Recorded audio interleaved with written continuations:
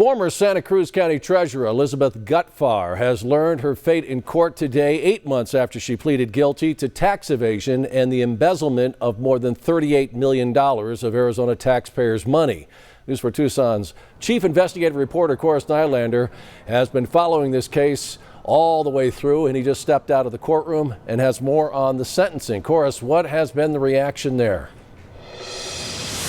Yeah, well, Sean, this sentence came down just moments ago. Elizabeth Gutfar is going to spend the next decade behind bars. That's basically a year behind bars for every year she spent stealing nearly $40 million from taxpayers.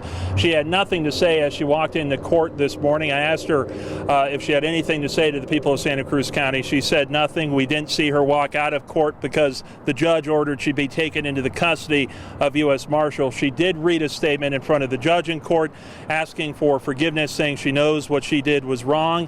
This sentence is more than the initial sentencing guidelines of her plea agreement. That's because the judge found that this case caused substantial harm to the victims, enhancing the charge. Even prosecutors objected to that, claiming that because much of the damage hasn't been calculated yet, these are funds that have yet to truly show the damage that it will cause, they weren't asking for that. Obviously, the judge felt very differently. Looking at how severe this crime was, for a decade, over 180 fraudulent wire transfers, over $38 million stolen from taxpayers, mostly from school districts and fire districts that are going to learn they'll have to do without, and the potential impacts of that could be over a decade. The judge said she could find no understanding of why Gutfar did this. She didn't see any potential financial harms or anything really motivating her to do this, just greed. So for that, she clearly didn't buy Gutfar's attorney's claims that this was all from her being depressed and having dreams of grandeur.